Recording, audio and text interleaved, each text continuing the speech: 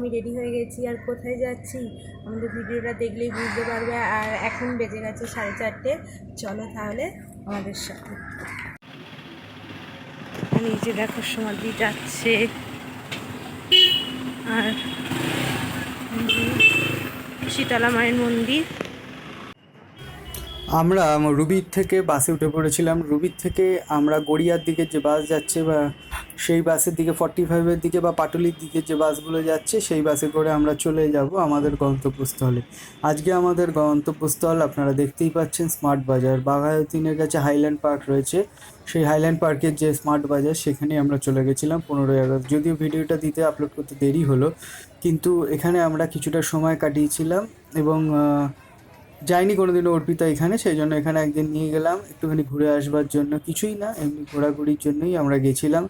বাড়িতে থাকা হয় সারাদিন, তো মাঝে মাঝে মনে হয় যে একটু বেরিয়ে পড়ি, চারিদিকে যাই। তো এখানে স্বাধীনতা দিবসের জন্য সুন্দর করে সাজানো হয়েছিল চারিদিকটা, তারই কিছু অল্প ভিডিও আমরা করে রেখেছিলাম বা পেয়েছিলাম, সেইগুলোই আপনাদেরকে একটু দেখিয়ে দিলাম।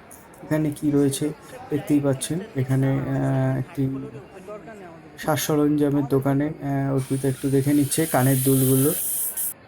এখানে রয়েছে কিছু ব্র্যান্ডেড দোকান। এই ব্র্যান্ডেড দোকান যেমন রয়েছে তেমনি অপর দিকে আপনারা দেখতে পাবেন এখানে স্মার্ট বাজারেরও কিছু কিছু দোকান রয়েছে। এখানে একটি ছোট্ট ছবি তোলা হয়েছিল অর্পিতা, সেগুলো এখানে আমরা দিয়ে দিলাম।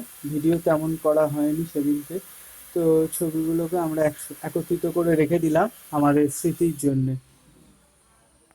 আমাদের বেশ ভালোই লাগছিল এরকম একটি স্থানে গিয়ে এবং বিভিন্ন রকম ছবি আমরা তুলে নিচ্ছিলাম। তো যাই হোক, এই দিনটা আমাদের ভালোই কেটেছিল, আপনাদের আজকে সেগুলো আমরা শেয়ার করলাম। তো আপনারাও ভালো থাকুন এবং ভারতবর্ষের জন্য আমাদের সঙ্গে দেখতেই পাচ্ছেন এখানে ইন্ডিয়া লেখা রয়েছে এবং বিভিন্ন সেল চলছিল।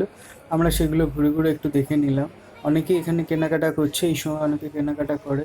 আর এটা যে স্মার্ট বাজারের ভেতরে যে দোকানটা ছিল তার ভেতরে বিভিন্ন অফার চলছিল, আমরা টুকিটাকি এখান থেকে জিনিসপত্র নিয়ে নিয়েছিলাম। তো এগুলোই একটু আপনাদের কাছে রাখলাম। ভালো থাকুন সকলে, সাথে থাকুন আমাদের।